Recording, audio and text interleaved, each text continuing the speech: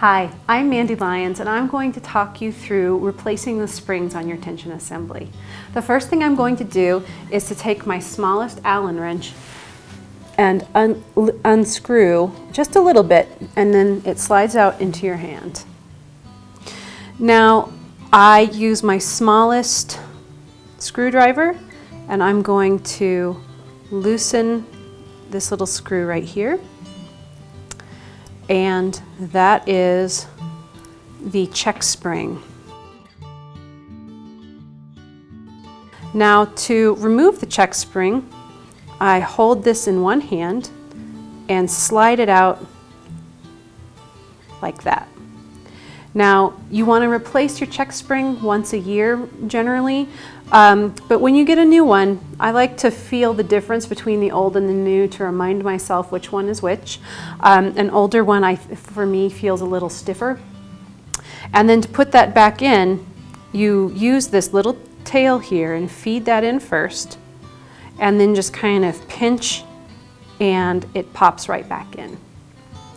Now inside this check spring, there is a little hook tail, and that hooks into, let's see, this groove right here. There's a groove on this rod, and you put it in and twist it around, and when you see that this moves, you know that that tail is in the right spot with that groove.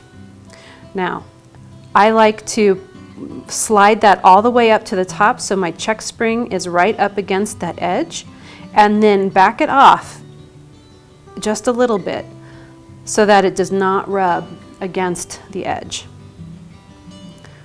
About there, and then tighten that down, making sure that it doesn't move. I like to tighten it pretty good. Then I give it a little test, make sure it doesn't rub against anything. That looks good. And then I'm going to move on and look at my felt washers. Now when this is on the machine, you can pull these things back and see if these are dirty or have wear on them, like this. And you can get a pretty good idea of how that works. To replace these is also very easy, and also to see if this spring still has enough give to it. I like to use a contrasting piece of fabric so that I can see what I'm doing.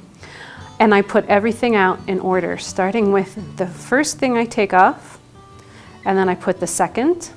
And this little piece, you might notice, has a bar that will go through that screw. There's that gap. Then I take off my spring, and this piece is the tension spring.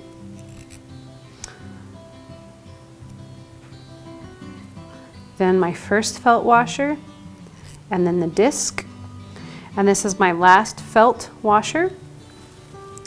And when I turn this over, you can see there's a little bit of color there, but I would consider that still to be within the range of acceptable.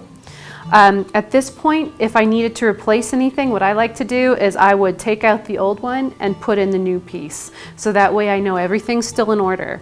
So I'm going to put them back on in the order in which I took them off. And this piece doesn't matter which direction it goes in, so you don't have to worry about that one.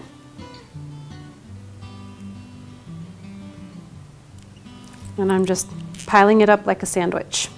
In this case, I put that little bar on that spring right down the middle. Same thing with this little washer. And then I screw on the dial. And now it's ready to be put back in the machine. We'll take my little Allen wrench again. I will slide this into the machine all the way, and when it's in all the way, your check spring will rub against that nut in the back, so pull it out just a little bit. You want your check spring to be around 1030, or so that the whole spring is in between 10 and 11 on the hands of a clock. And then when it's at the position that you're comfortable with and the spring moves freely, then you simply tighten that back up, make sure everything's in place, and check your spring to make sure that it's functioning correctly. And that's how you replace all the springs on your tension assembly. Thanks for joining me.